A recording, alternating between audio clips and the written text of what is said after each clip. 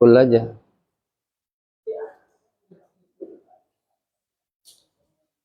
Assalamualaikum warahmatullahi wabarakatuh. Bismillah, alhamdulillah, wassalatu wassalamu ala rasulillah Sayyidina wa maulana Muhammad ibn Abdillah wa ala alihi wa ashabihi wa man nasarahu wa wala la hawla wa la quwwata illa billah. Subhanaka la ilma lana illa ma 'allamtana innaka antal alimul hakim. Rabbi shrah li sadri wa yassir li amri wahlul 'uqdatam min lisani yafqahu qawli, amin, amma ba'd. Bang, ini baterainya habis nanti. Bapak Ibu hadirin wal hadirat jamaah semuanya yang dirahmati Allah, mari kita awali majelis kita ini dengan sama-sama beristighfar kepada Allah dan membaca sayyidul istighfar dengan harapan mudah-mudahan dengan segala kekurangan majelis kita ini Allah benar-benar berkenan, meridhoi dan menerimanya.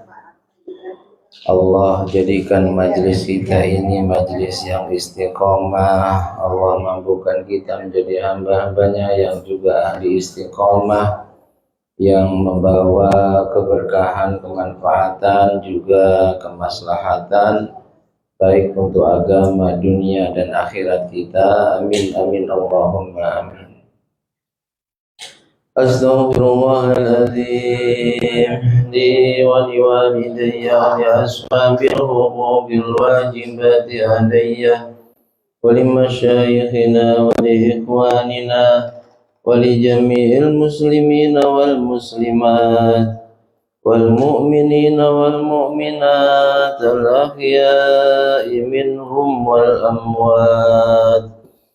Astaghfirullahaladzim alladzi la ilaha illa huwal hayyul qayyum wa atubu ilaih.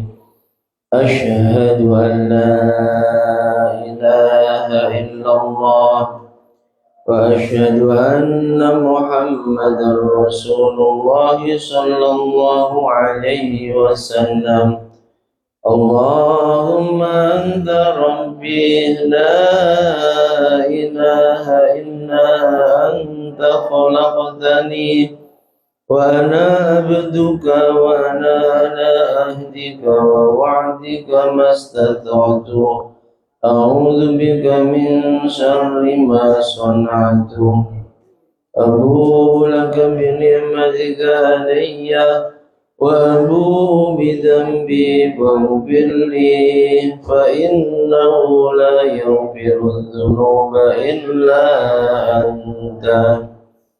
Bismillahirrahmanirrahim. Min niyyati ridha illa wa li husuli syafa'ati Rasulillah sallallahu alaihi wasallam wa li qadha'i hawaijina wa hawaijikum min hawaijid din wad dunya wal akhirah wa li futuhi qulubina wa qulubikum wa li futuhi qulubi jami'i auladina wa dhurriyyatina wa azwajina banatina wa talamidina wa tilmidatina wa jama'atina khususan khassan li futuhi qulubi. Sebut nama anaknya satu persatu, cucunya ya, didoakan mudah-mudahan difutuh hati dan pikirannya oleh Allah, hamba Allah yang soleh-solehah. Ya Allah.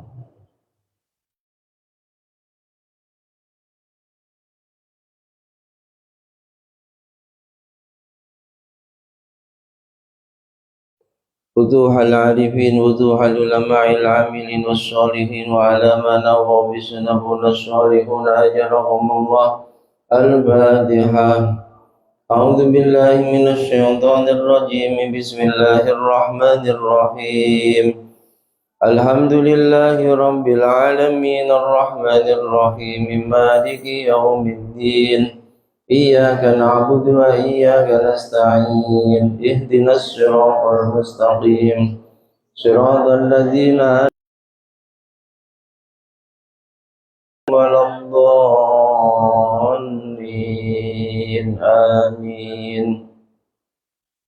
إلى حضرة النبي المصطفى سيدنا مولانا محمد صلى الله عليه وسلم، وإلى حضرة آبائه وأمهاته وذرياته وإخوانه من الأنبياء والمرسلين والأولياء والشهداء والصالحين والصحابة والتابعين والعلماء العاملين والمصنفين المخلصين والصوفية المتقدمين وجميع الملائكة العرش والملائكة المقربين، خصوصا سيدنا مولانا شيخ القطب الرباني والغوث السمداني سيدنا الشيخ عبد القادر الجيلاني رضي الله عنه، وسيدنا الشيخ بالحسن علي الشاذلي رضي الله عنه، إلى حضرة جميع أولياء التسع وجميع أولياء الله في هذه الولاية بات ما حوله، جميع مشايخنا مشايخنا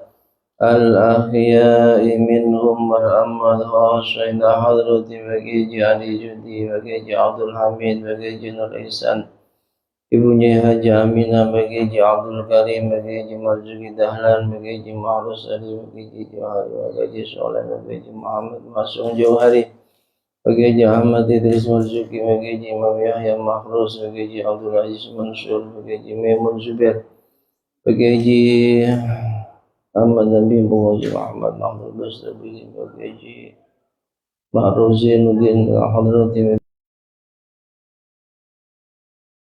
Al-Goyong, wa ila hadrati Ramagaji Muhammad Arwani Amin, Ramagaji Syahrani Ahmadi punya Ismar, Ramagaji Abdul Wassalam, Ramagaji Muhammad Ma'asum Aga, Ramagaji Ahmad Bashir, Ramagaji Raden Asnawi saja saudara muslim.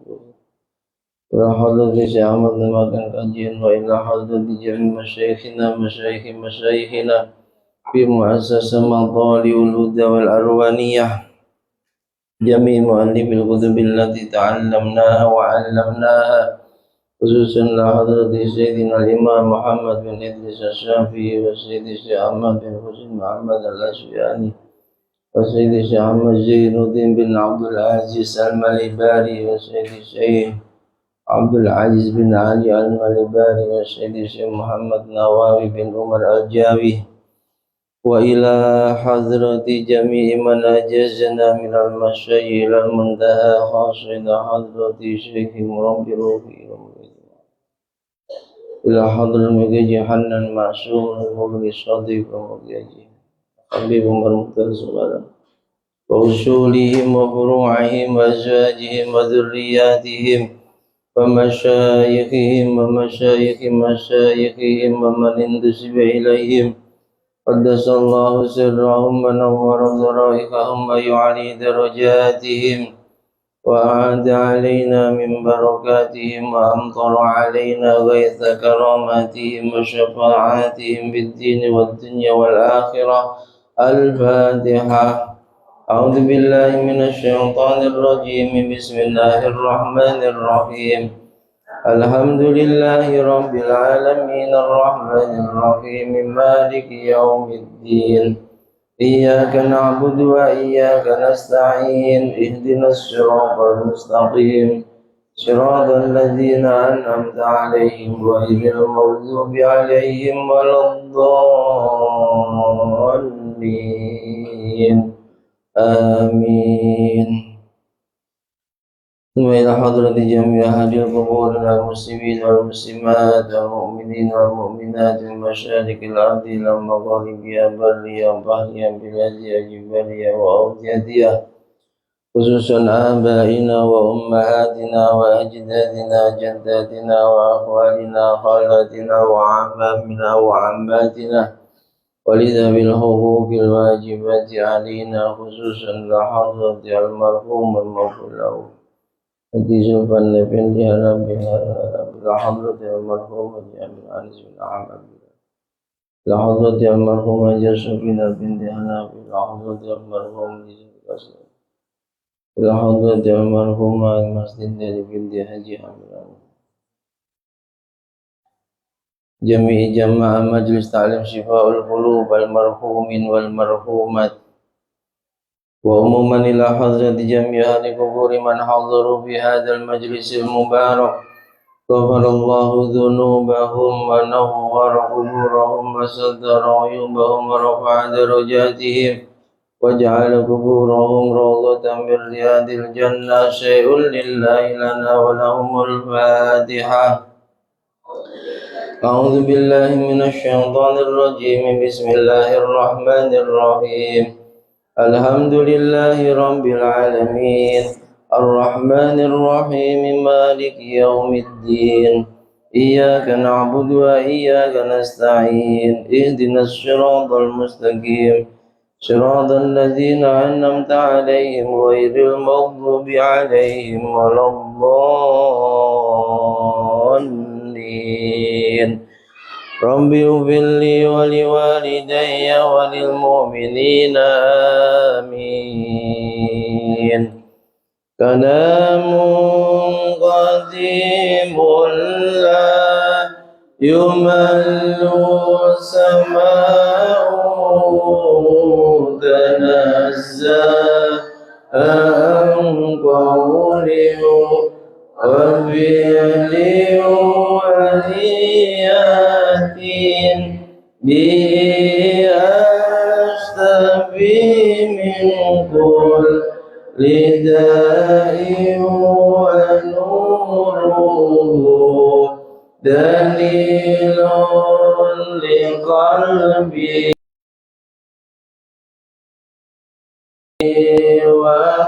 وخيرات بؤني ويا رب متني بسر قربي ونور به قلبي وسمعي ومغلتي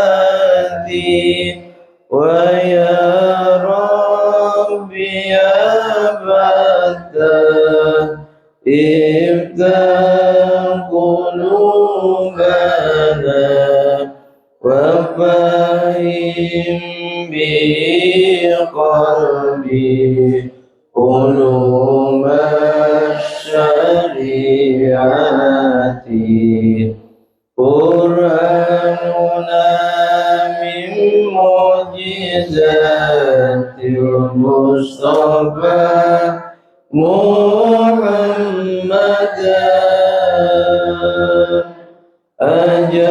أجلها نفعا على أمته مسمدا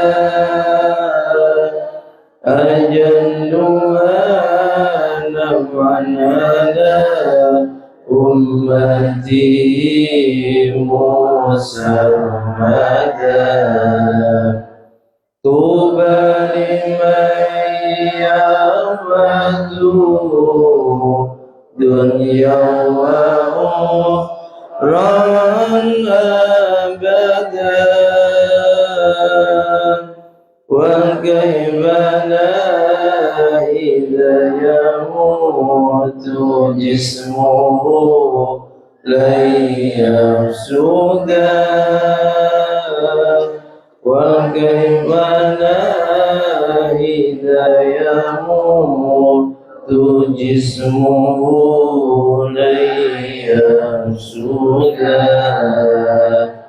يا رب صل على الرسول لمحمد سر الهدى والأنبياء والمرسلين الغر من أولا والأنبياء والمرسلين الغر من أولا يا ربنا قلبنا بنور القرآن جلا وافتح لنا بدرس أو قراءة ترتنا وافتح لنا بدرس أو قراءة ترتنا وارزق بفهم الأنبياء لنا وأياما تلا ثبت به إيماننا دنيا وأخرى كاملا ثبت به إيماننا دنيا وأخرى كاملا آمن آمن آمن آمن Indonesia Raya aman. Amin amin amin amin amin ya rabbal alamin. Amin amin amin amin ya mujib as-sa'ilin. Bismillahirrahmanirrahim. Allahumma aftah alaina hikmataka وانشر علينا رحمتك من خزائن رحمتك يا أرحم الراحمين. آمين يا فتاح يا أليم. افتح لنا فتوح العارفين. تقبل الله منكم منا ومنكم تقبل يا كريم. أعوذ بالله من الشيطان الرجيم. بسم الله الرحمن الرحيم. الحمد لله رب العالمين الرحمن الرحيم مالك يوم الدين. إياك نعبد وإياك نستعين. اهدنا الصراط المستقيم صراط الذين أنعمت عليهم غير المغضوب عليهم ولا الضالين. رب اغفر لي ولوالدي وللمؤمنين آمين. بسم الله الرحمن الرحيم. إذا وقعت الواقعة ليس لوقعتها كاذبة خافضة رافعة. إذا رجت الأرض رجا وبست الجبال بسا فكانت هباء منبثا وكنتم أزواجا ثلاثة فأصحاب الميمنة ما أصحاب الميمنة وأصحاب المشأمة ما أصحاب المشأمة. والسابقون السابقون أولئك المقربون في جنات النعيم. ثلة من الأولين وقليل من الآخرين. على سرر موضونة متكئين عليها متقابلين. يطوف عليهم ولدان مخلدون بأكواب وأباريق وكأس من معين لا يصدعون عنها ولا ينزفون.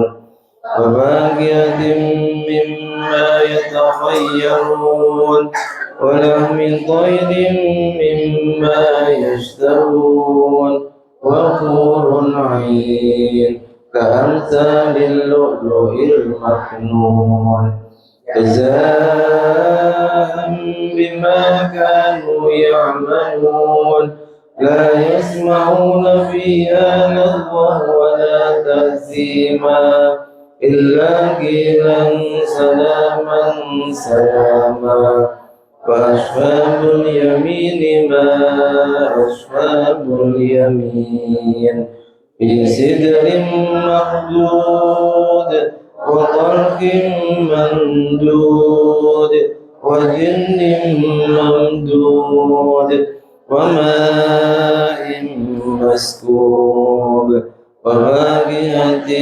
كثيرة لا مقطوعة ولا ممنوعة وفرش مرفوعة إنا أنشأناهن إنشاء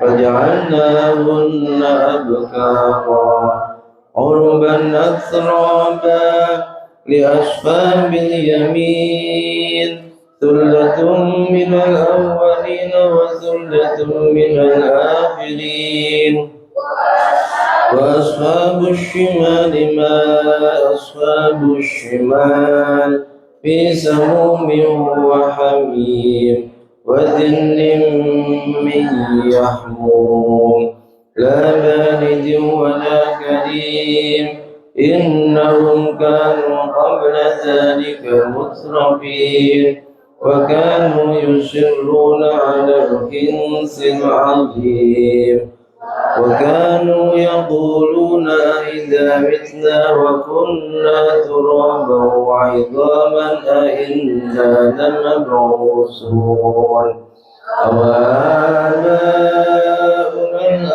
الأولون قل إن الأولين والآخرين لمجموعون إلى ميقات يوم معلوم بسم الله الرحمن الرحيم الحمد لله رب العالمين حمد الذاكرين حمد النائمين حمد الشاكرين حمدا يوافي نعمه ويكافئ مزيده يا ربنا لك الحمد وما ينبغي لجلال وجهك الكريم ولعظيم سلطانك يا أرحم الراحمين فرج علينا والمسلمين يا حي يا قيوم يا فتاه يا رزاق يا غني يا مغني الصلاة والسلام عليك يا سيدنا يا رسول الله يا حبيب الله أغثنا أغثنا أغثنا سريعا بعزة الله اللهم صل وسلم على سيدنا محمد صلاة تنجينا بها من جميع الأهوال والآفات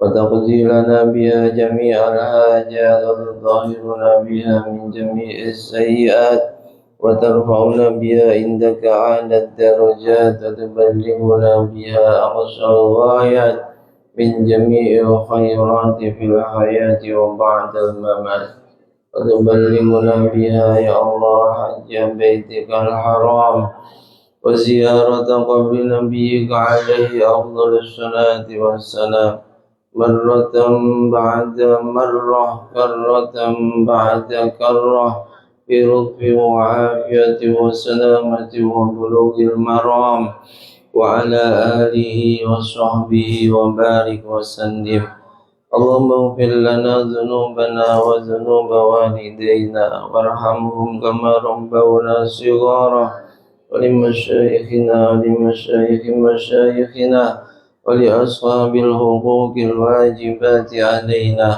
ولمؤلف الكتب التي تعلمناها وعلمناها ولمن أحسن إلينا وأساء علينا وللمؤمنين والمؤمنات والمسلمين والمسلمات الأحياء منهم والأموات اللهم يا الله إنك تعلم سرنا وعلانيتنا فاقبل معذرتنا وتعلم حاجاتنا فأعطنا سؤالنا، وتعلم ما في نفسنا فاغفر لنا ذنوبنا.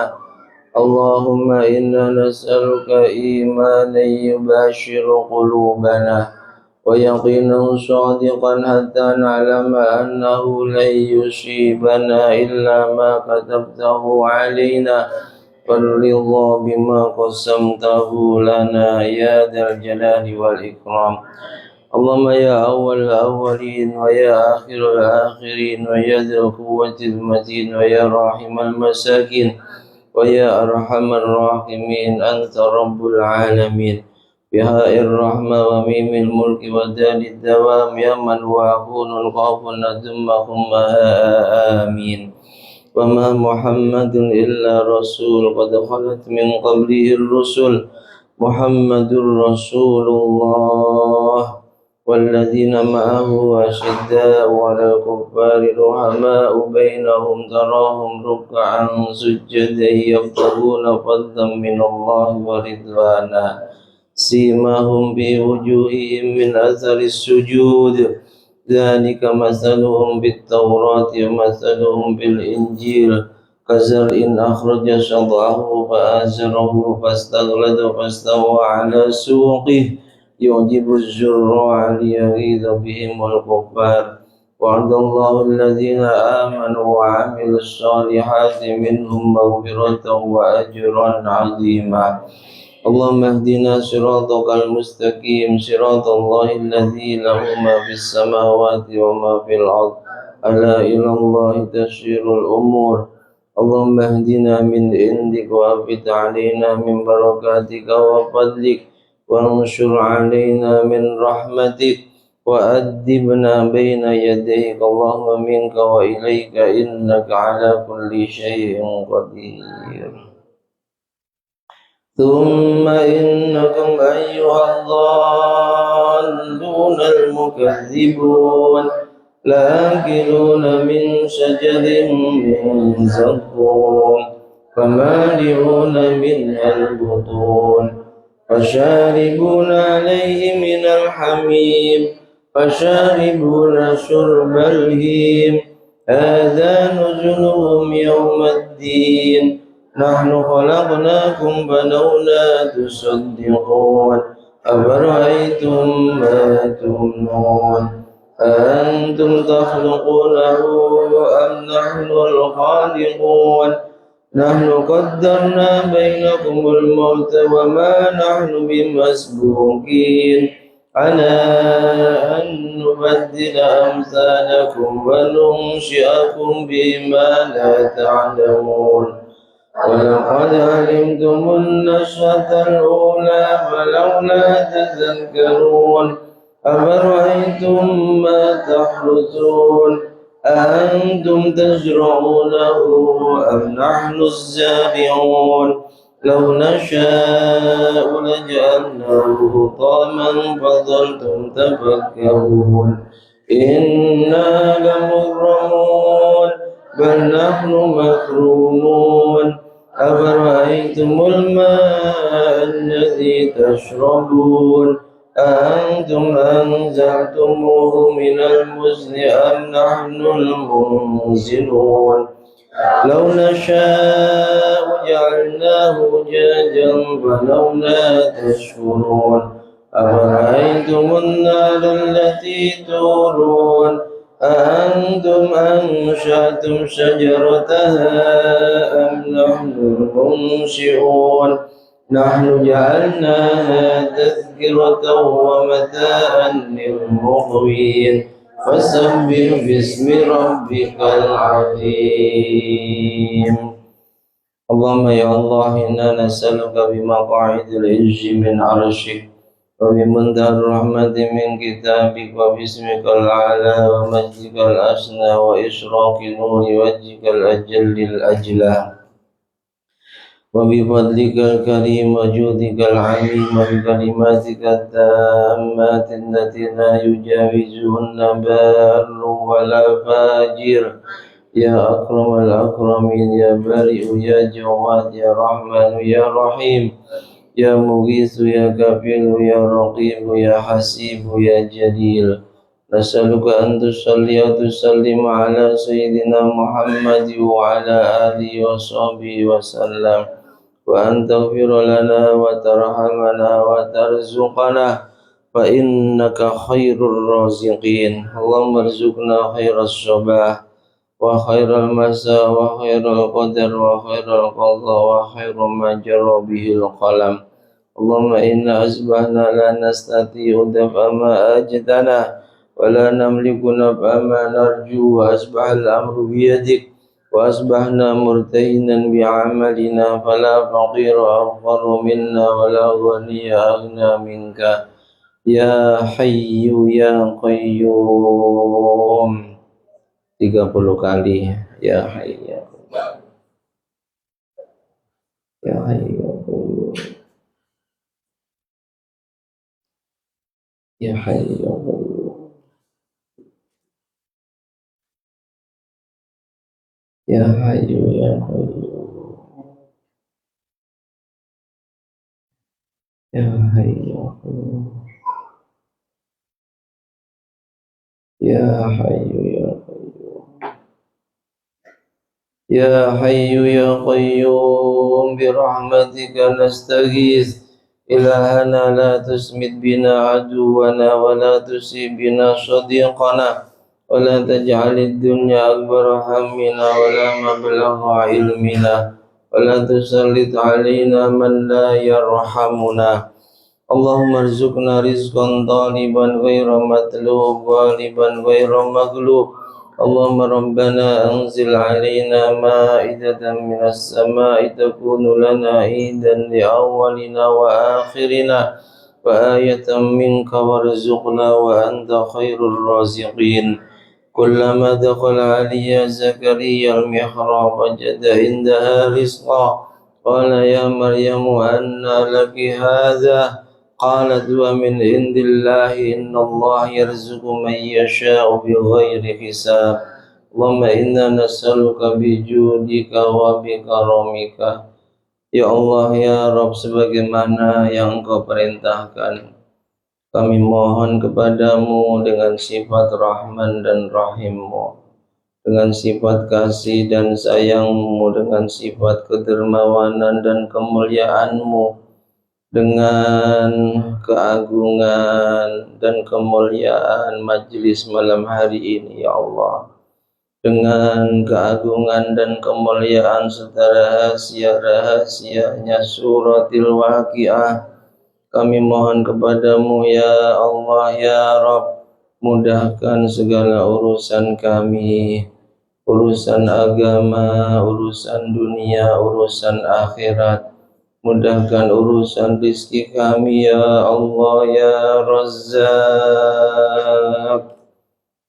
Zat yang maha memberi dan menanggung rizki seluruh makhluk ciptaannya, dengan kemuliaan, keagungan dan rahasia-rahasianya suratil Waqiah, kami mohon kepadamu ya Allah ya Razzaq, mudahkan urusan rizki kami, mudahkan urusan rizki ayah bunda kami, rizki guru-guru kami, mudahkan urusan rizki pasangan hidup kami, mudahkan urusan rizki jamaah kami, keluarga kami, saudara-saudari kami, mudahkan urusan rizki orang-orang yang selalu berbuat baik kepada kami, yang selalu membersamai kami di majlis-majlis yang Engkau ridhoi ya Allah ya Rabb.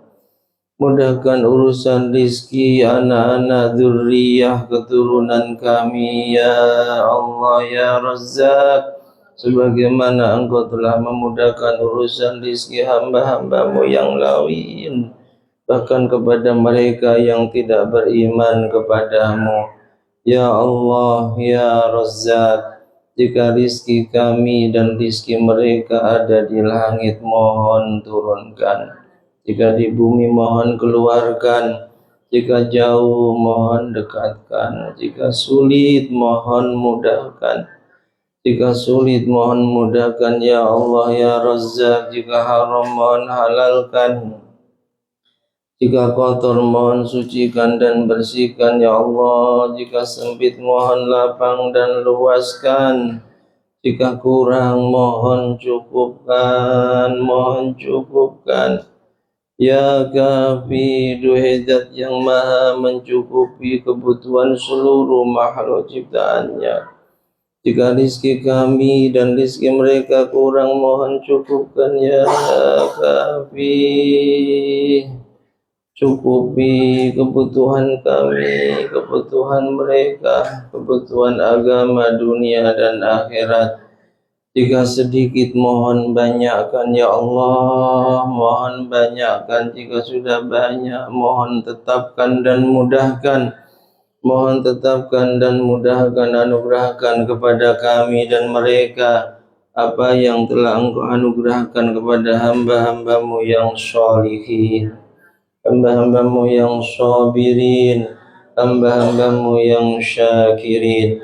Wa illam yakun syai'an fakawinhu wanqulu ilayna haitsu kunna wa la takunna ilayhi haitsu kan wa barik lana fi wa tawalla amruna biyadik wa qul bainana wa baina ghairika fi waj'al yadina al-ulya bil i'ta' wa la taj'al yadina as-sufla bil isti'ta'. Allahumma nahnu wa'ilatuna alaik wa anta qamtana wakila fala taslubna wa iyyahum ma ud'atana ya arhamar rahimin ya akramal akramin. Takarrum alaina ya qarib ya mujib qara'na baba khuzaini rahmatik innaka antal fattahul alim. Allahumma ya ghaniyu ya hamid ya mubdi'u ya mu'id ya rahim ya wadud. أغننا بحلالك عن حرامك وبطاعتك عن معصيتك وبفضلك عمن سواك يا ذا المن ولا يمن عليه يا من يجر ولا يجر عليه يا ذا الجلال والإكرام يا ذا الطول والإنعام لا إله إلا أنت يا ظهير سبحانك لا إله إلا أنت يا أمان الخائفين. Allahumma in kunta katabtana indaka fi ummil kitabi syaqiyah aw mahruma aw matruda fasbitna indaka fi ummil kitabi sa'idan marzuqan muwaffaqan lil khairat fa innaka qulta wa qawluka al-haqqu fi kitabika al-munzal ala lisani nabiyyika al-mursal yamhu Allahu ma yasha wa yuthbitu wa indahu ummul kitab. دعوناك اللهم كما أمرتنا فاستجب لنا كما وعدتنا يا حي يا قيوم يا بديع السماوات والأرض يا ذا الجلال والإكرام ولجعلنا ما نحن فيه من الضيق يا قديم الإحسان يا حنان يا منان يا دائم يا مملئ كنوز أهل الغنى ومغني أهل الفقر من سعة تلك الكنوز بالفائدة. اللهم لا إله إلا أنت الساتر وجابر الكسر ارحم فقرنا إليك. اللهم إنا نسألك حسن الحال في غناك الذي لا يفتقر ذاكر وأن تفيدنا من الكرامة ما نستر به ديننا إنك أنت العظم هذه ليلة جديدة نسألك العصمة فيه من الشيطان والمعونة على هذه النفس الأمارة بالسوء والاستغفار صدقا متسعا يا بر يا تواب يا هو يا رحمن يا رحيم. فلا أقسم بمواقع النجوم وإنه لقسم لو تعلمون عظيم إنه لقرآن كريم في كتاب مكنون لا يمسه إلا المطهرون تنزيل من رب العالمين أما بهذا الحديث أنتم مدهنون وتجعلون رزقكم أنكم تكذبون فلولا إذا بلغت الحلقوم وأنتم حينئذ تنظرون ونحن أقرب إليه منكم ولكن لا تبصرون فلولا إن كنتم غير مدينين ترجعونها إن كنتم صادقين فأما إن كان من المقربين فروح وريحان وجنة نعيم وأما إن كان من أصحاب اليمين فسلام لك من أصحاب اليمين وأما إن كان من المكذبين الضالين فنزل من حميم وتصلية جحيم إن هذا لهو حق اليقين فسبح باسم ربك العظيم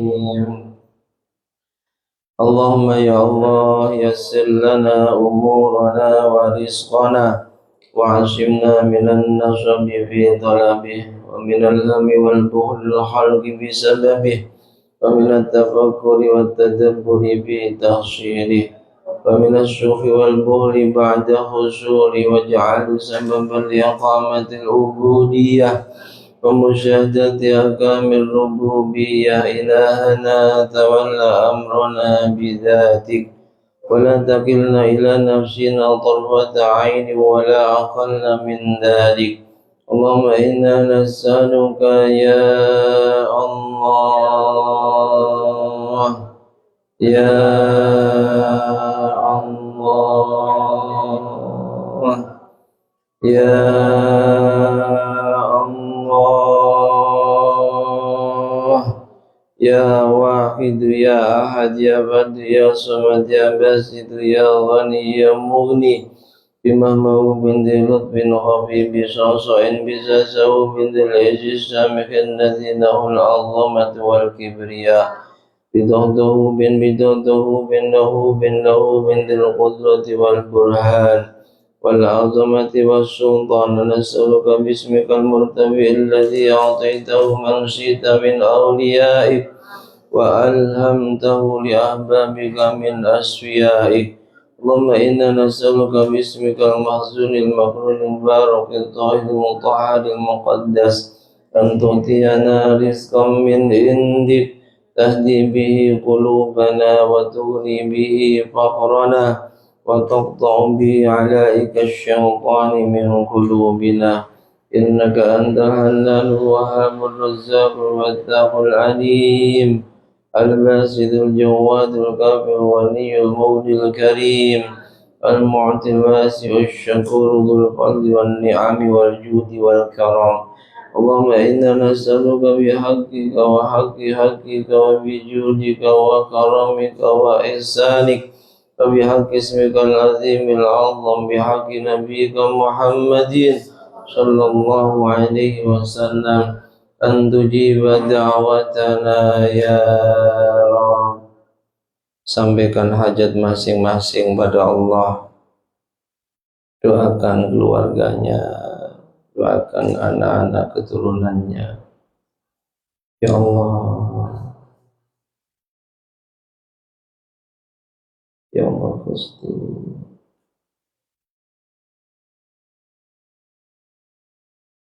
Ya Allah,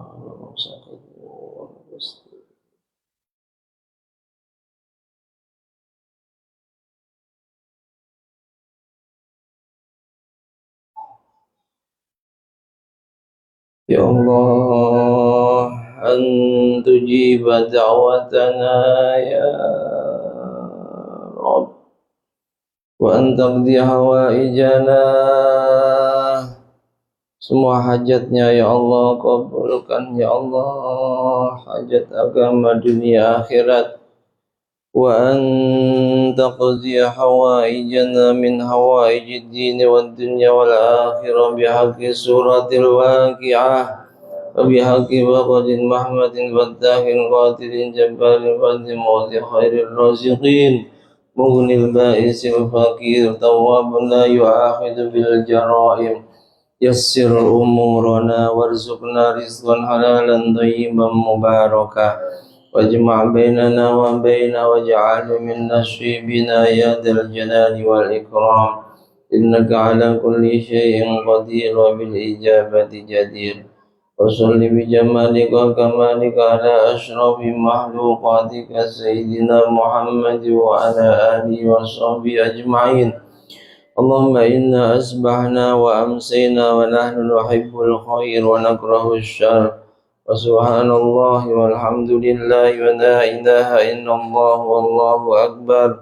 ولا حول ولا قوة إلا بالله العلي العظيم اللهم اهدنا بنورك لنورك فيما يرد علينا منك وفيما يصدر منا إليك وفيما يجري بيننا بين خلقك اللهم سهل لنا رزقنا وعصمنا من الخرس والتعب في طلبه ومن سوء القلب وتعلق الفكر بسببه ومن الذل الخلق فيه ومن الشوك والبخل بعد حصوله اللهم يسر لنا رزقا حلالا طيبا وعجل لنا به يا نعم المجيب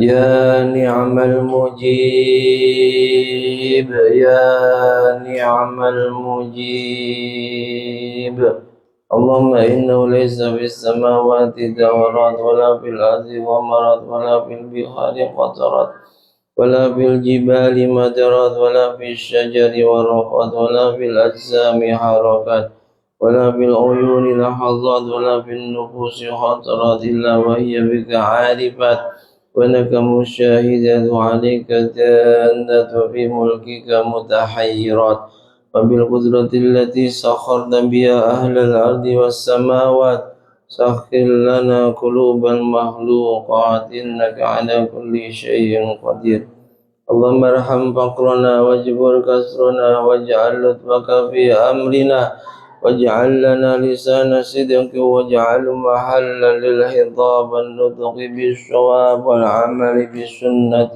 والكتاب اللهم ذكرنا إذا نسينا ويقظنا إذا غفلنا واغفر لنا إذا عصينا واقبلنا إذا أطعنا وارحمنا إنك على كل شيء قدير اللهم نور بكتابك بشرنا وأطلق به لساننا وفرج به كربنا واشرح به صدورنا ويسر به أمورنا واستعمل به بدننا ويا قاضي الحاجات أكرمنا بأنواع الخيرات فإنه لا حول ولا قوة إلا بالله العلي العظيم اللهم ارزقنا مالا يكفينا وبيتا يأوينا وافت علينا عقلنا وديننا واكفنا شر من يؤذينا برحمتك يا أرحم الراحمين اللهم أنت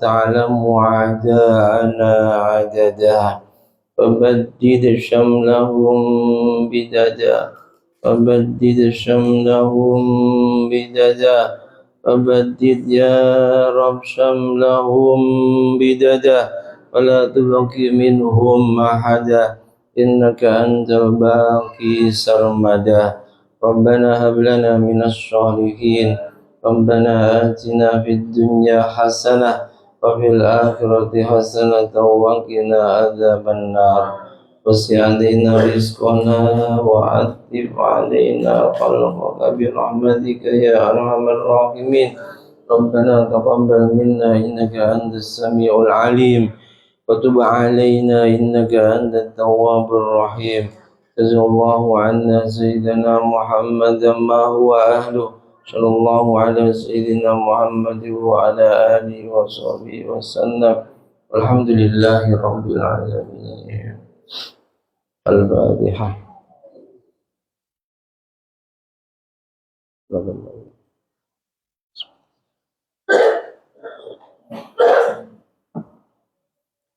اللهم صل على سيدنا محمد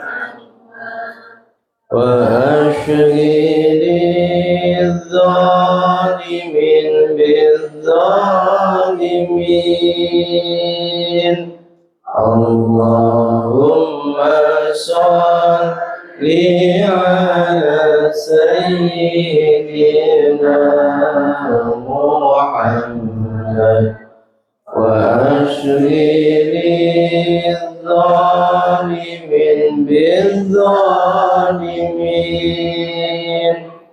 وأخرجنا من بينهم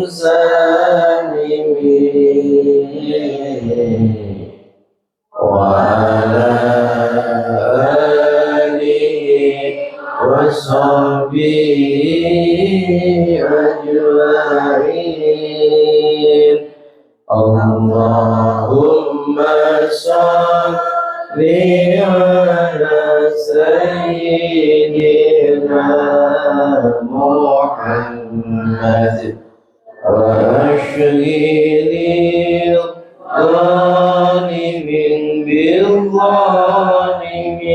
بالظالمين اللهم صل على سيدنا محمد وأشغل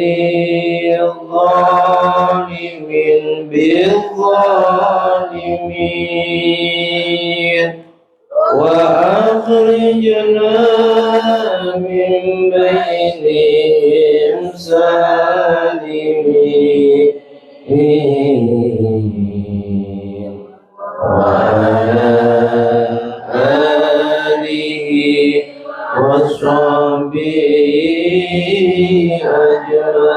أجمعين اللهم صل على سيدنا محمد طب القلوب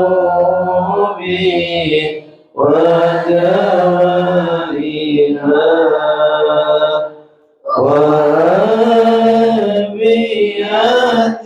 وعافية الأبدان وشفائها ونور الأبصار وضيائها وعلى آله وصحبه وسلم اللهم صل وسلم على سيدنا محمد صاحب البشرى صلاة تبشرنا بها وأهلنا وأولادنا وجميع مشايخنا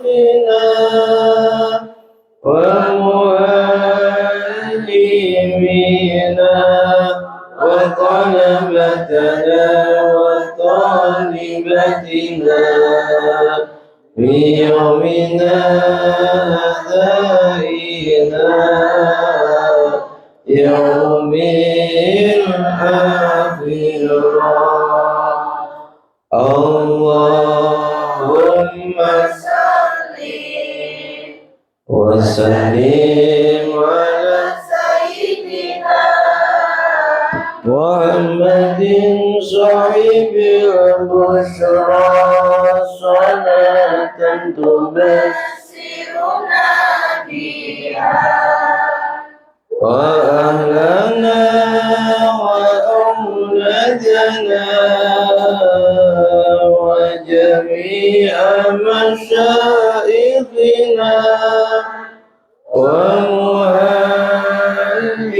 ومعلمينا وطلبتنا وطالبتنا بيومنا هذا إلى يوم Sekali lagi yang semangat, ayo. Allahumma salli Ya Allah. wa sallim ala sayyidina Muhammadin sahibil busyra salatan tubashiruna dengan kemuliaannya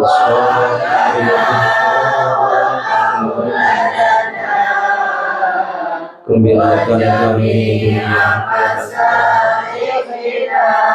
gembirakan dan bahagiakan kami yang tidak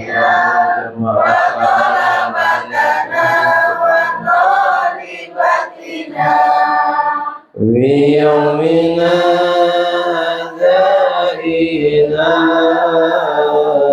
يوم بسم الله الرحمن الرحيم رضيت بالله ربا وبالإسلام دينا وبسيدنا محمد نبيا ورسولا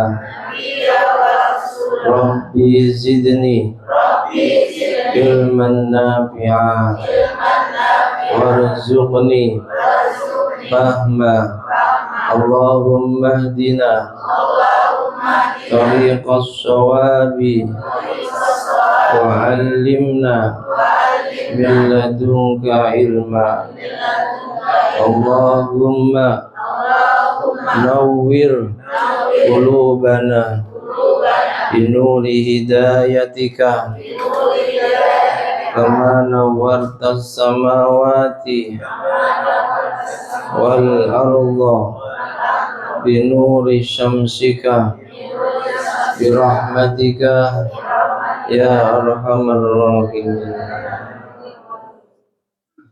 Bismillahirrahmanirrahim. Qala al-muallif rahimahullahu ta'ala wa nafa'ana bihi wa bi ulumihi wa bi asrarihi wa bi anwarihi fid dharain amin. Bapak Ibu hadirin wal hadirat jamaah semuanya yang dirahmati Allah. Alhamdulillah dengan maunahnya Allah kita bisa menyelesaikan mujahadah waqi'ah fadilah. Mudah-mudahan dengan segala kekurangannya diterima oleh Allah Subhanahu wa taala, benar-benar menjadi sababiyah semua hajat kita, hajat agama, dunia dan akhirat diijabah oleh Allah. Amin Allahumma. Doa-doa yang kita panjatkan lewat mujahadah waqi'ah fadilah ini benar-benar diterima dan diijabah oleh Allah. Amin amin Allahumma amin. Halaman 33 ya.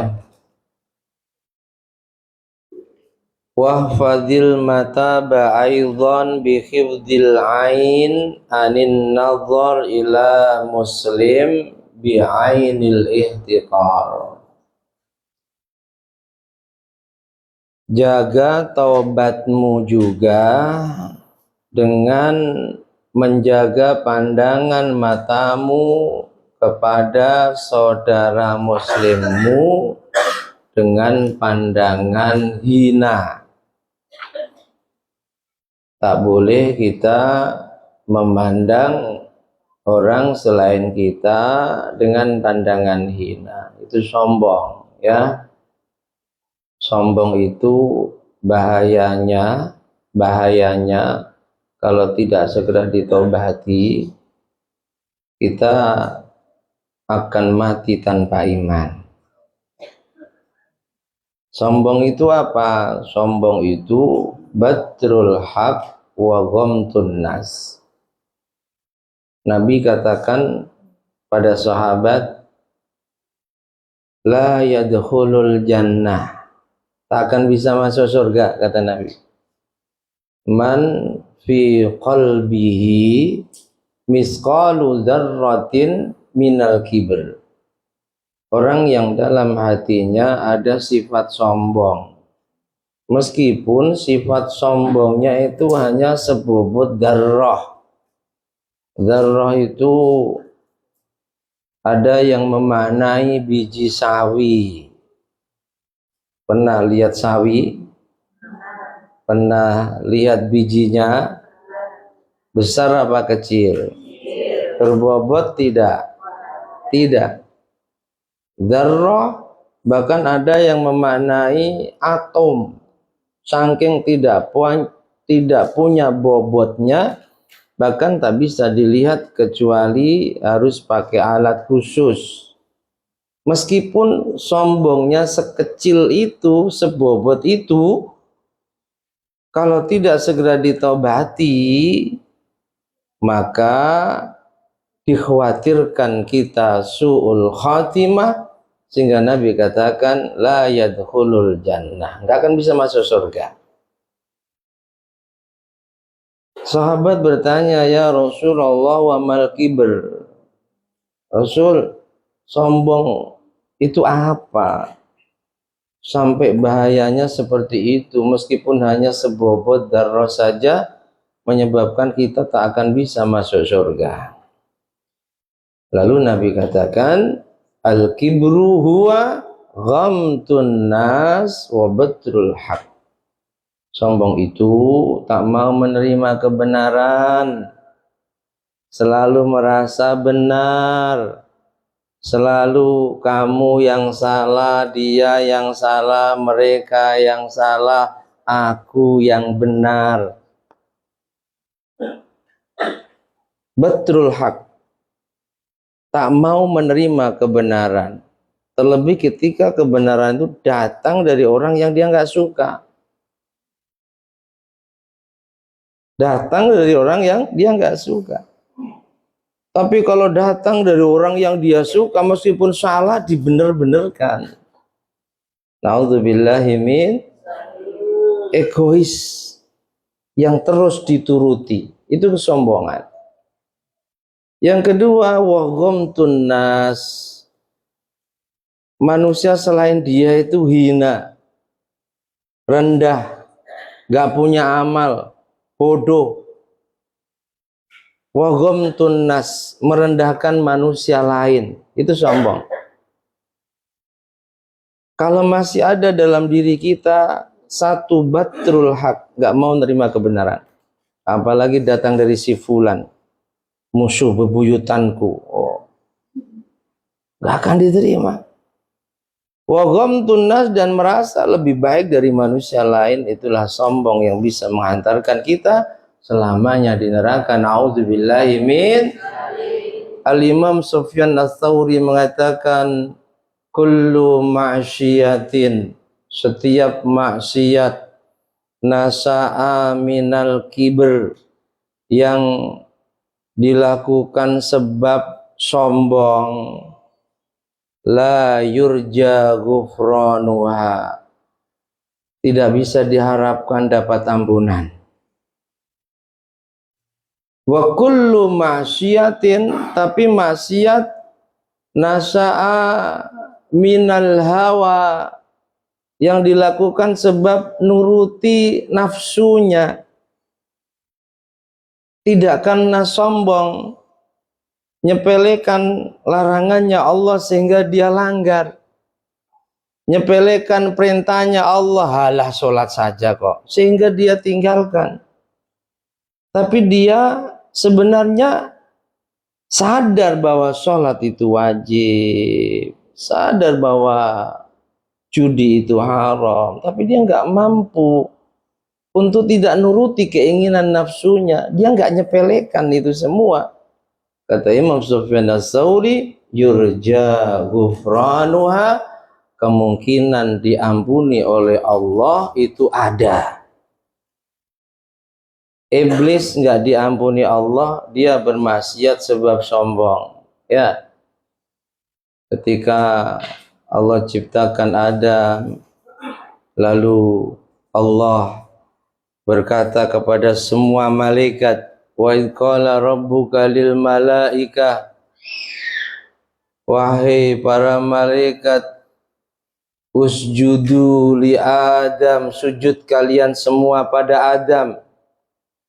Fasajadal malaikah, semua sujud, illa iblis, iblis yang enggak mau sujud. Aba, bangkang iblis, wastakbara, sombong iblis, wa kana minal kafirin, iblis menjadi makhluk yang ingkar kepada Allah. Dalam ayat yang lain Allah bertanya, ma mana'aka, iblis, apa yang menyebabkan kamu alla tasjuda id amartuk, gak mau sujud pada Adam ketika aku perintahkan kamu sujud, sementara semuanya sujud. Dengan pongahnya dia jawab, ana khairum minhu, ya karena aku ini lebih baik dari Adam. Puluhan ribu sebelum engkau ciptakan Adam, aku sudah beribadah padamu ya Rabb, ribuan tahun, puluhan ribu tahun, bahkan pernah menjadi wa'idul malaikah, penasihatnya malaikat. Jadi iblis itu bukan makhluk bodoh. Sebelum dilaknat, dikutuk oleh Allah, dimurka oleh Allah, itu ahli ibadah, paling alim, sampai diberi amanat menjadi penasihatnya malaikat. Kalau dalam Sirajut Thalibin, berapa tahun menjadi penasihatnya malaikat? Sebelum Allah ciptakan Adam 17.000 tahun. Jadi agak maklum, andai tiba-tiba dia yang merasa sudah lebih lama beribadah kepada Allah, disuruh tunduk, patuh, hormat pada Adam, anak kemarin sore. Meskipun demikian gak boleh. Ana khairum minhu, aku lebih baik daripada Adam. Khalaqtani min nar wa khalaqtahu min tin. Engkau ciptakan dia Adam dari tanah, sementara engkau ciptakan aku dari, nah, itu klaim iblis sendiri. Nggak pernah Allah jelaskan kalau api itu lebih mulia daripada tanah. Api itu lebih baik daripada tanah. Mulai rasis dan narsis ya, mengunggulkan kelompoknya. Sebab sombongnya iblis, sehingga dari sombong dia nggak mau taat perintah Allah, Allah laknat dia dan Allah tidak ampuni dia seketurunannya sampai nanti hari kiamat. Beda dengan Adam. Setelah diciptakan Adam, lalu singkat cerita diciptakan Hawa, diambil dari satu tulang rusuk sebelah kirinya yang bengkok, kun fayakun, jadi Hawa yang langsung besar, molek, cantik, sempurna. Lalu Allah umumkan, Adam, Hawa, kalian berdua mau nikmati apapun di surga ini silahkan.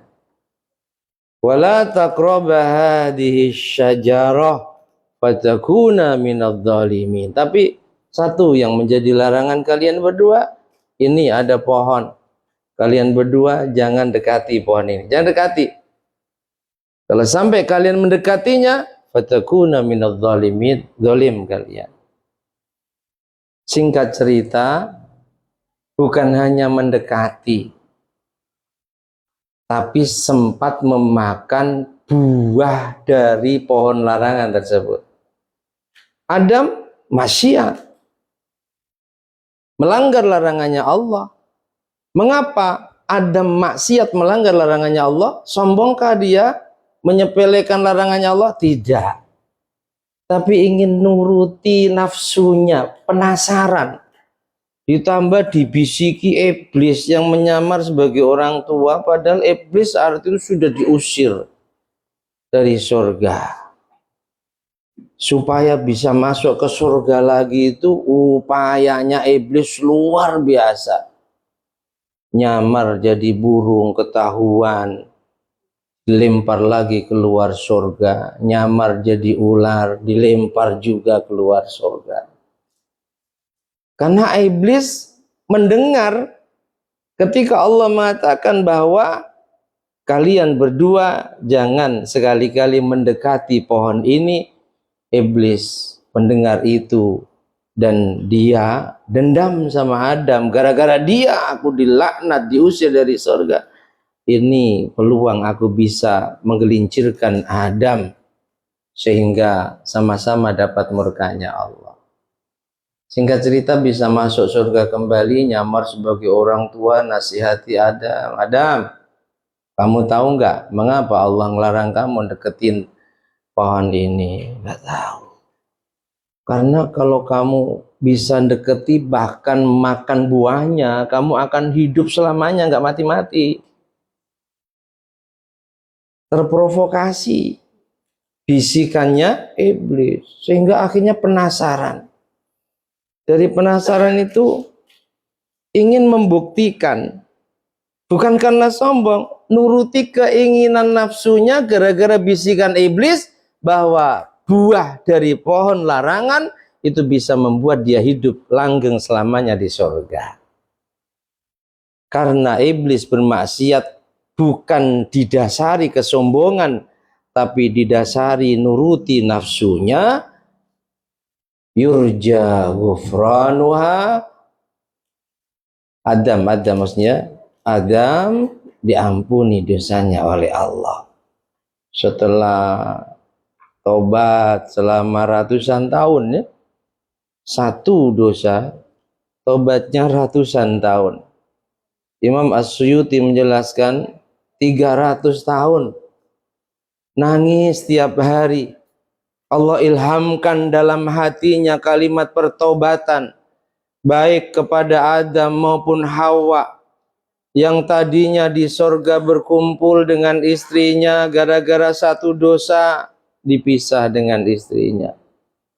Bumi masih gung liwang liwung, tak ada yang nepati kecuali hanya Adam dan Hawa. Diilhamkan kalimat pertobatan dalam hatinya, dan itu yang selalu dibaca tiap hari sambil nangis. Rabbana zalamna anfusana wa illam taghfir lana wa tarhamna lanakunanna. Diterima tobatnya di Mekah di samping Ka'bah setelah sholat sunnah 2 rakaat, dan diterima tobatnya Nabi Adam itu setelah sholat sunnah 2 rakaat. Beliau berdoa berwasilah menyebut nama Muhammad. Jadi setelah sholat 2 rakaat, ingat sebuah nama yang tertulis di samping nama Allah di arsy, ingat. Sehingga Adam berdoa, ya Allah ya Rabb, dengan keagungan dan kemuliaan hambamu yang bernama Muhammad, ampuni dosaku. Ampuni dosaku. Diampuni sebab berwasilah dengan Kanjeng Nabi Muhammad. Sudah adakah saat Nabi Adam tobat, Nabi kita Muhammad? Belum. Wong cucunya kok itu. Ribuan tahun baru lahir. Makanya Allah bertanya, loh kok kamu sebut-sebut nama Muhammad? Kamu tahu dari mana aku punya hamba Muhammad? Adam menjawab, ya Rabb, saat di surga Engkau perlihatkan arasmu, di aras ada tulisan La ilaha illallah Muhammadur Rasulullah. Ada nama Muhammad bersanding dengan namamu. Meskipun aku tidak tahu siapa itu Muhammad, tapi aku yakin tentu bukan hamba yang biasa, yang namanya begitu mulia engkau sandingkan dengan namamu. Jadi Nabi Adam itu juga tawassul. Yang sebab doa tawassulnya itu selain doa yang riwayat Sayyidah Aisyah ya, yang selalu saya baca, Allahumma innaka ta'lamu sirri wa alaniyati faqbal ma'zirati wa ta'lamu hajati fa'atini su'al. Selain itu beliau berdoa dengan bertawassul Kanjeng Nabi Muhammad dan akhirnya diampuni oleh Allah Subhanahu. Jadi kalau kita ngaku tobat, ayo hati harus selalu dikosongkan dari sifat merasa lebih baik dari yang lain. Itu sifat sombong. Hati itu menjadi penentu baik dan buruknya anggota tubuh kita, ya. Meskipun secara zahir orang itu terkenal ahli sholat, ahli jamaah, ahli majlis, ahli puasa sunnah, tapi kalau hatinya kotor, pasti ibadah yang dilakukannya tidak ikhlas karena Allah, penuh kepentingan duniawi. Ala, kata Nabi, inna fil jasadi mudghah. Ingat, sungguh dalam tubuh ada segumpal daging. Idza sholaha sholahal jasadu kulluh wa idza fasada fasadal jasadu kulluh. Segumpal daging baik, seluruh tubuh baik. Segumpal daging rusak, seluruh tubuh rusak. Ala, ingat, wahya al-qalb. Segumpal daging itu, kata Nabi, hati. Hanya hati harus selalu dijaga dari khususnya sifat sombong. Kalau kita ngaku tobat kok masih memandang orang lain itu lebih rendah daripada kita, lebih hina daripada kita, maka pertanda tobat kita tidak diterima oleh Allah Subhanahu. Jagalah hati, jangan kau kotori. Jagalah hati, cahaya ilahi. Hafal pokoknya kalau lagu. Satu itu. Wa anil ittila ala aibi muslim, jaga tobatmu jangan sampai suka melihat aib dan kekurangan saudara muslimmu, apalagi sengaja mencari-cari aib dan kekurangannya. Jangan suka tajassus, ya. Wala tajassasu wala yaktab ba'dukum ba'dha. Jangan suka tajassus. Tajassus itu suka mencari-cari kesalahan orang lain, kayak nggak punya kesalahan saja. Sibuk mencari-cari kesalahan orang lain, aib dan kekurangan orang lain. Padahal dalam dirinya aib dan kekurangannya jauh lebih banyak, lebih besar dibanding aib dan kekurangan orang lain. Diibaratkan oleh pepatah, gajah di pelupuk mata tiada kelihatan, kuman di seberang lautan, kuman di seberang lautan nampak jelas. Naudzubillahi min ahli tajassus su'ul khatimah, ya. Masih ingat cerita muadzin 40 tahun, adiknya muadzin 30 tahun. Bahkan ada ulama terkenal, semuanya menjelang kematiannya mengumpulkan keluarganya, minta Quran, lalu dia katakan, saya bawa Quran saat ini, saksikan, sungguh aku sudah keluar dari Islam. Ini muadzin 40 tahun. Apa penyebabnya? Tajasus. Tajasus itu kalau bahasa Pak Emak sekarang suka kepo. Tahu suka kepo ya? Suka usil urusan orang lain, terlebih aib dan kekurangannya. Hati-hati. Jaga tobatmu dari memandang, melihat kekurangan saudara muslimmu. Wa ila suratin bisahwa, juga dari melihat sesuatu dengan syahwat. Wa ila aurat ajnabi, melihat aurat, wajib ditutup, haram dilihat. Ada batasan aurat, jangan dilihat. Wa ila mra'atin ajnabiyah, baik laki-laki maupun auratnya perempuan yang bukan mahram.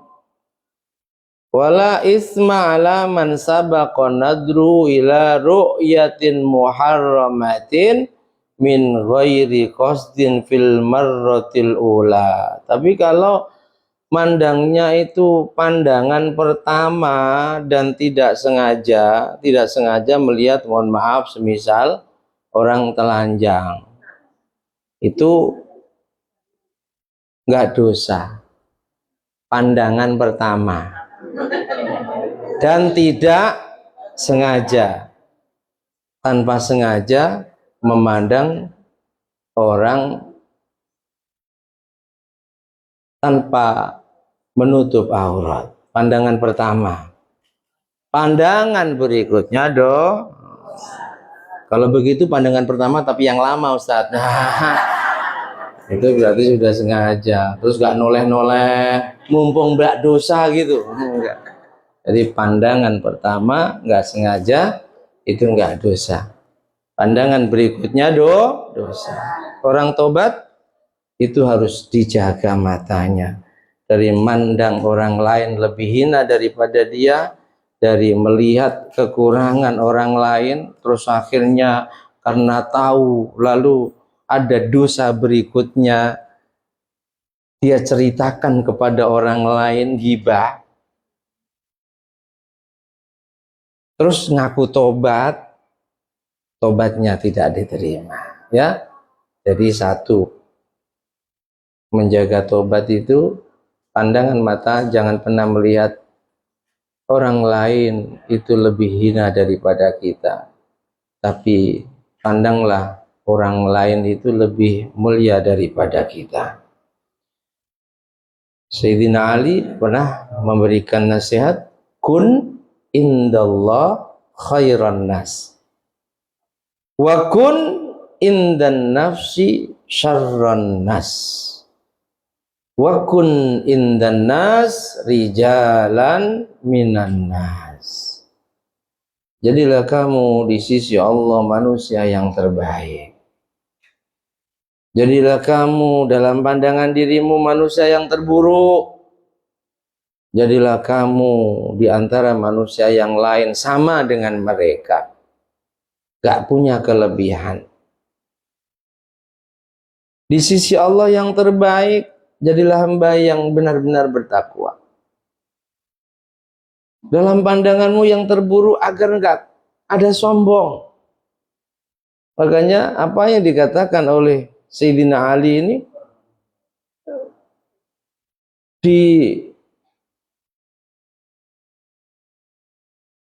dijelaskan lebih luas lagi oleh Kanjeng Syekh Abdul Qadir Al-Jilani lewat ajarannya. Kamu kalau jumpa dengan orang yang lebih tua, berkatalah, sungguh mulia orang tua ini, umurnya lebih lama dari diriku, otomatis ibadahnya pun lebih banyak dariku. Jumpa orang yang lebih muda, sungguh beruntung anak muda ini. Umurnya baru sebentar jika dibanding umurku, tentunya maksiatnya pun juga lebih sedikit dibanding maksiatku. Jumpa orang alim, beruntung orang alim ini semua amalnya berdasarkan ilmu. Peluang diterimanya besar. dibanding aku yang bodoh. Banyak amal ibadahku aku lakukan tanpa dasar ilmu. Peluang diterimanya sedikit. Jumpa orang yang bodoh, beruntung sekali orang bodoh ini. Dia banyak melakukan kesalahan karena ketidaktahuannya. Sementara aku tahu banyak larangan Allah, masih aku langgar. Perintahnya Allah, masih sering aku tinggalkan.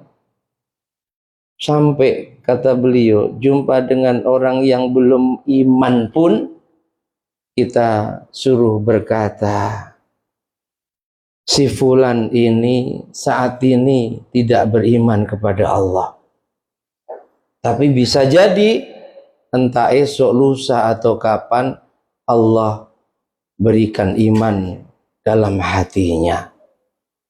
Aku memang sejak lahir, hidup, sampai sekarang iman. Tapi bisa jadi entah esok, lusa atau kapan Allah cabut imanku, Allah ganti kekufuran. Sehingga tidak akan ada kesombongan. Kun indan nafas, jadilah kamu di mata dirimu syarran nas, manusia yang terburuk. Wa kun indan nas rijalan minan, sama dengan mereka, gak punya kelebihan sama sekali. Yang ketika kita benar-benar selalu merasa seperti itu, maka sungguh tidak akan ada kesombongan dalam hati kita. Wa nuqila 'anil Ihya, Imam Al-Ghazali dalam Ihya menjelaskan, annallahu ta'ala yas'alu 'abdah yaumal qiyamah an fuzulin nazar kama yas'alu an fuzulil kalam. Sungguh Allah kelak di hari kiamah itu akan menanya hambanya tentang pandangan yang berlebihan. Jadi kalau semisal memandang sesuatu yang haram tidak sengaja sekali, itu tidak dosa. Tapi kalau sudah lebih dari itu, dosa. Sebagaimana semua hamba Allah kelak di hari kiamat juga akan ditanya tentang fudulil kalam, bicara yang berlebihan. Bicara yang berlebih sudah gak ada manfaat. Dan banyak yang terdolimi lewat lisan kita. Itu akan ditanya, akan dihisap. Bahkan satu riwayat Nabi katakan, kelak semua anggota tubuh kita yang kita gunakan untuk bermaksiat, semuanya akan diazab oleh Allah. Mata kita yang mungkin sering kita gunakan untuk melihat hal yang haram, diazab. Penciuman kita, telinga kita, kaki, tangan kita diazab, lisan kita juga diazab. Ketika Allah mengadab lisan, itu lebih dahsyat dibanding Allah mengadab anggota tubuh yang lain, sehingga lisan protes. Protes. Ya Rabb, sama-sama anggota tubuh, mengapa engkau menyiksa aku lebih dahsyat dibanding yang lain? Allah jawab, ya sebab gara-gara kamu, orang yang tadinya rukun menjadi berseteru. Gara-gara kamu, orang tega sama saudaranya, bahkan sampai membunuh saudaranya, membunuh kawannya. Provokasi. Hanya jaga lisan ya. Bukti kita menjaga taubat diantaranya adalah kita harus selalu menjaga lisan. Gunakan lisan kita untuk zikir kepada Allah. Gunakan lisan kita untuk bicara yang baik, untuk saling menasihati satu sama lain dengan kesabaran dan dalam kebenaran.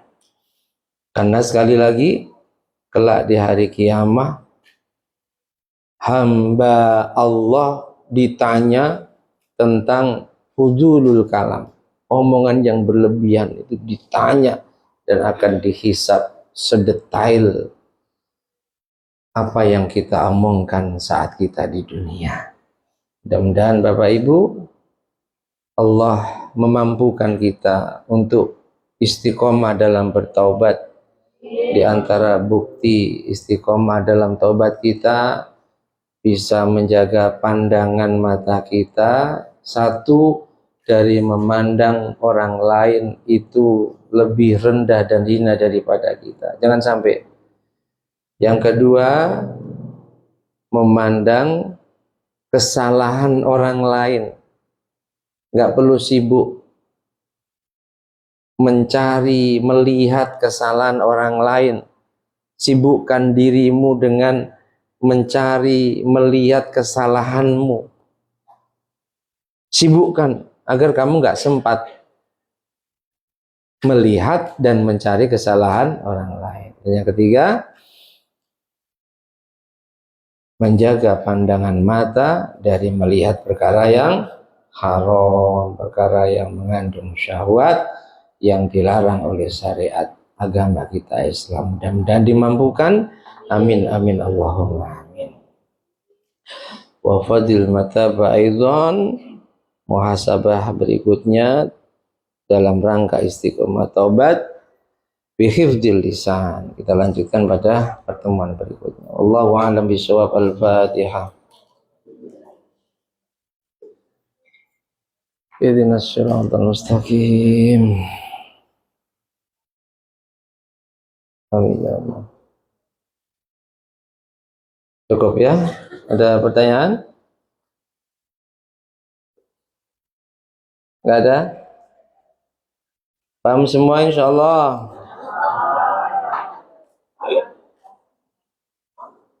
Enggak ada, kita tutup dengan doa. Allah sehat semuanya ya. Bismillahirrahmanirrahim. Ada?